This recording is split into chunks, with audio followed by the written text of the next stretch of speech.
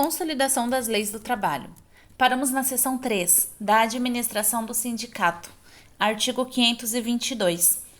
A administração do sindicato será exercida por uma diretoria constituída no máximo de 7 e no mínimo de 3 membros e de um conselho fiscal composto de 3 membros, eleitos esses órgãos pela Assembleia Geral.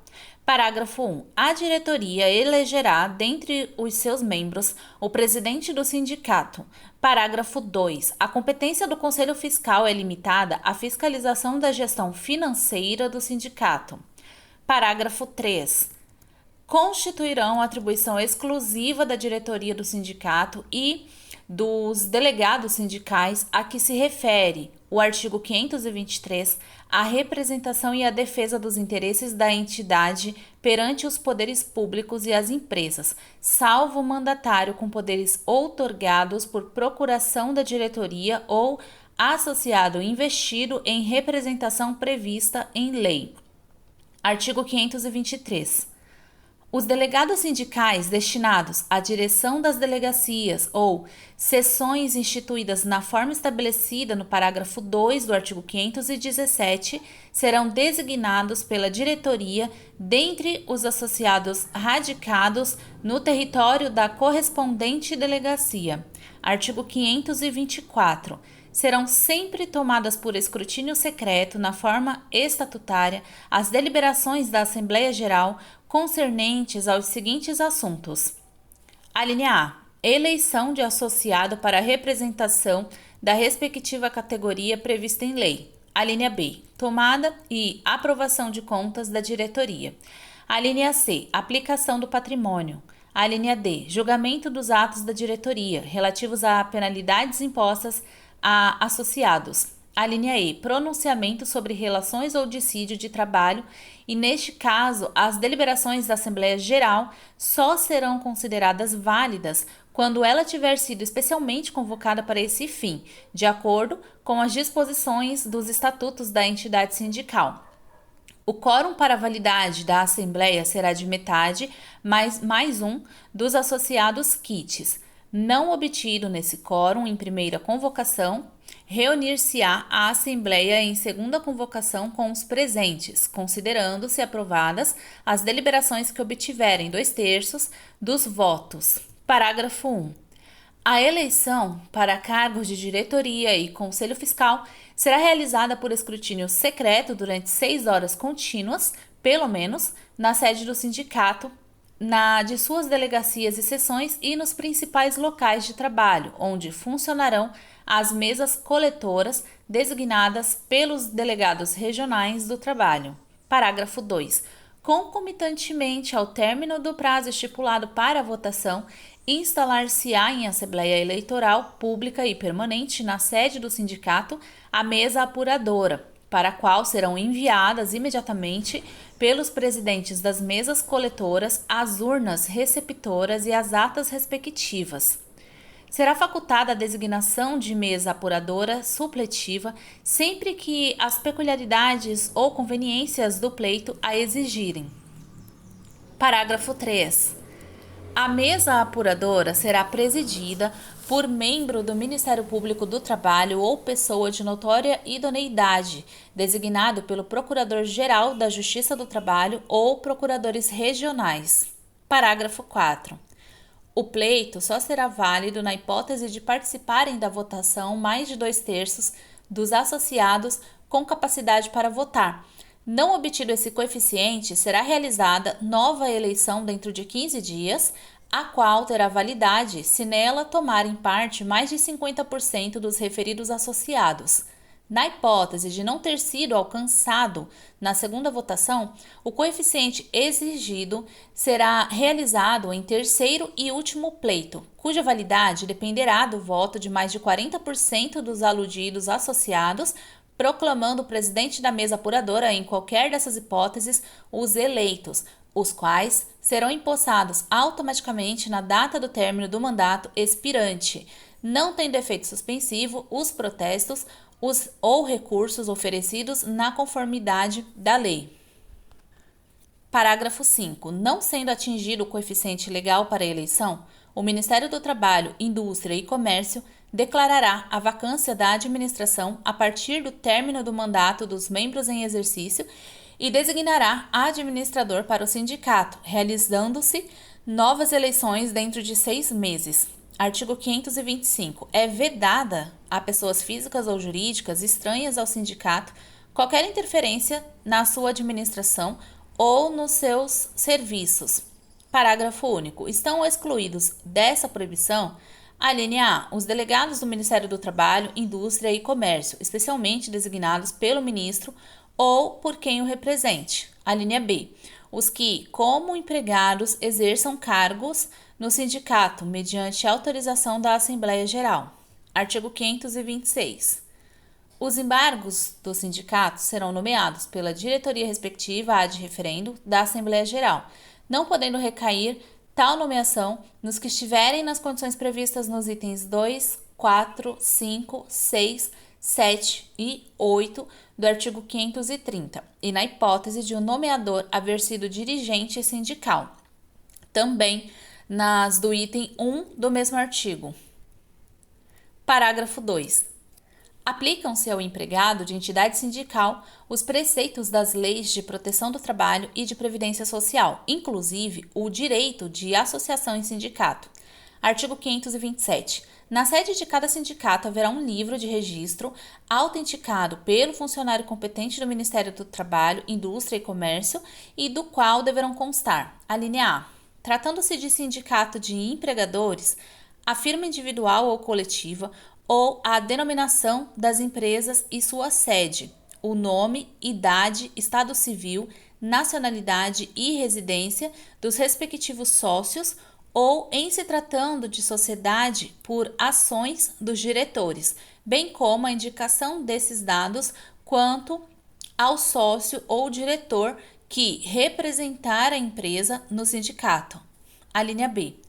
Tratando-se de sindicato de empregados ou de agentes ou trabalhadores autônomos ou de profissionais liberais, além do nome, idade, estado civil, nacionalidade, profissão ou função e residência de cada associado, o estabelecimento ou lugar onde exerce a sua profissão ou função, o número e a série da respectiva carteira profissional e o número da inscrição na instituição de previdência a que pertencer. Artigo 528.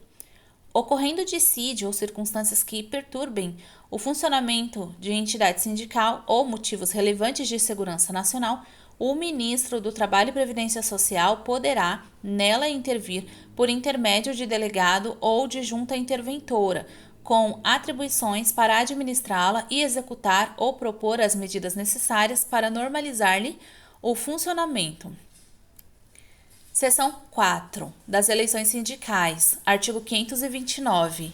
São condições para o exercício do direito do voto, como para investidura em cargo de administração ou representação econômica ou profissional, a linha A. Ter o associado mais de 6 meses de inscrição no quadro social e mais de 2 anos de exercício da atividade ou da profissão. A linha B. Ser maior de 18 anos. A linha C. Estar no gozo dos direitos sindicais.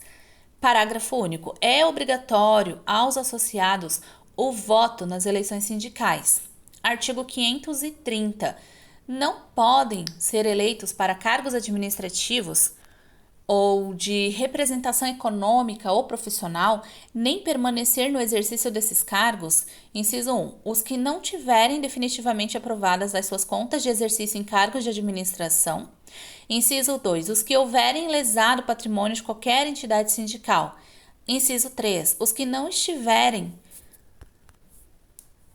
desde 2 anos antes, pelo menos, no exercício efetivo da atividade ou da profissão dentro da base territorial do sindicato ou no desempenho de representação econômica ou profissional. Inciso 4. Os que tiverem sido condenados por crime doloso enquanto persistirem os efeitos da pena. Inciso 5. Os que não estiverem no gozo de seus direitos políticos. Inciso 7. Má conduta devidamente comprovada. Artigo 531. Nas eleições para cargo de diretoria e do Conselho Fiscal, serão considerados eleitos os candidatos que obtiverem maioria absoluta de votos em relação ao total dos associados eleitores. Parágrafo 1.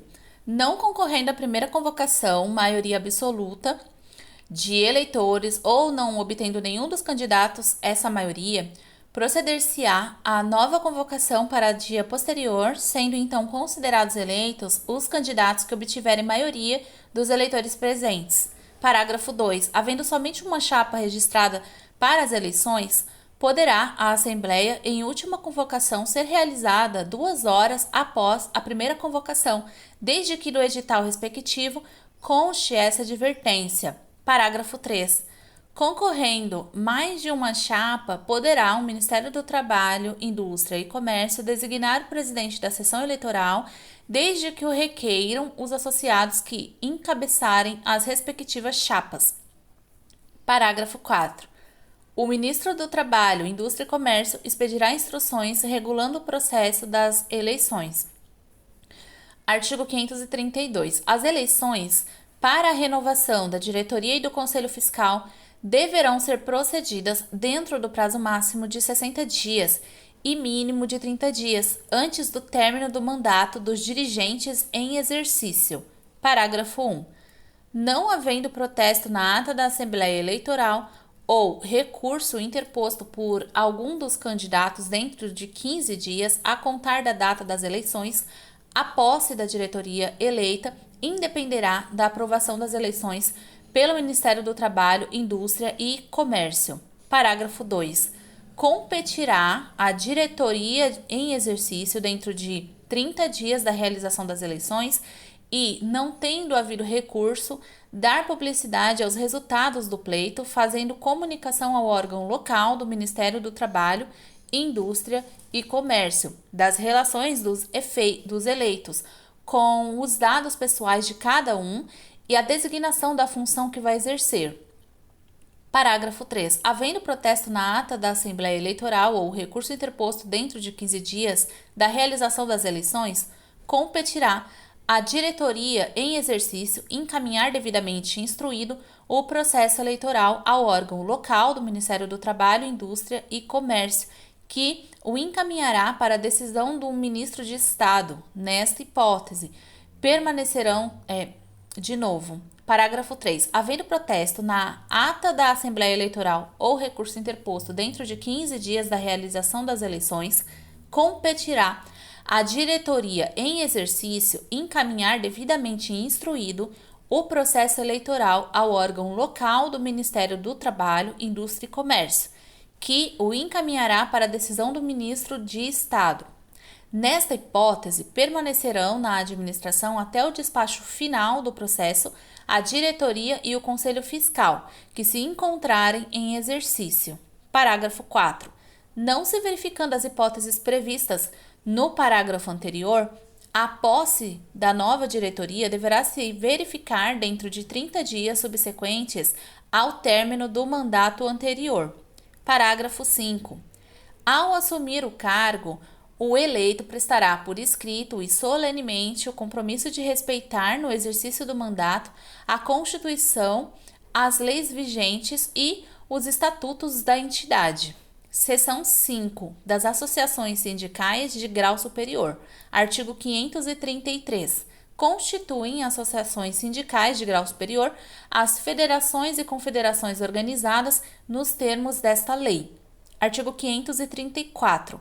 É facultado aos sindicatos, quando em número não inferior a 5, desde que representem a maioria absoluta de um grupo de atividades ou profissões idênticas, similares ou conexas, organizarem-se em federação. Parágrafo 1. Se já existir federação no grupo de atividades ou profissões em que deva ser constituída a nova entidade, a criação desta não poderá reduzir a menos de 5 o número de sindicatos que aquela devam continuar filiados. Parágrafo 2. As federações serão constituídas por estados, podendo o ministro do Trabalho, Indústria e Comércio autorizar a constituição de federações interestaduais ou nacionais. Parágrafo 3. É permitido a qualquer federação, para o fim de lhes coordenar os interesses, agrupar os sindicatos de determinado município ou região a ela filiados, mas a União não terá direito de representação das atividades ou profissões agrupadas. Artigo 535.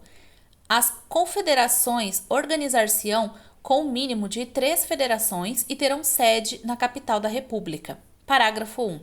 As confederações formadas por federações de sindicatos de empregadores denominar-se-ão Confederação Nacional da Indústria, Confederação Nacional do Comércio, Confederação Nacional de Transportes Marítimos, Fluviais e Aéreos, Confederação Nacional de Transportes Terrestres, Confederação Nacional de Comunicações e Publicidade, Confederação Nacional das Empresas de Crédito e Confederação Nacional de Educação e Cultura. Parágrafo 2. As confederações formadas por federações de sindicatos de empregados terão a denominação de Confederação Nacional dos Trabalhadores na Indústria, Confederação Nacional dos Trabalhadores no Comércio, Confederação Nacional dos Trabalhadores em Transportes Marítimos, Fluviais e Aéreos, Confederação Nacional dos Trabalhadores em Transportes Terrestres, Confederação Nacional dos Trabalhadores em Comunicações e Publicidade, Confederação Nacional dos Trabalhadores nas Empresas de Crédito e Confederação Nacional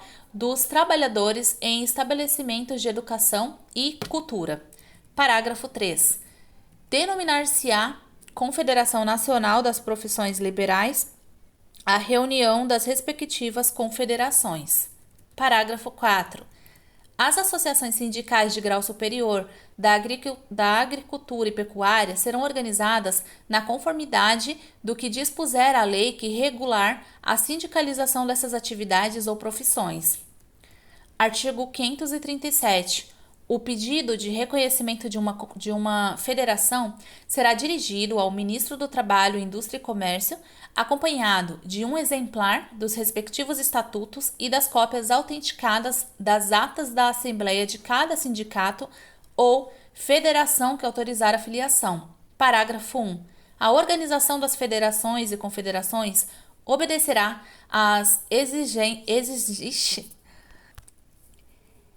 exigências contidas nas alíneas B e C do artigo 515. Parágrafo 2. A Carta de Reconhecimento das Federações será expedida pelo Ministro do Trabalho, Indústria e Comércio, na qual será especificada a coordenação econômico-profissional conferida e mencionada a base territorial outorgada. Parágrafo 3.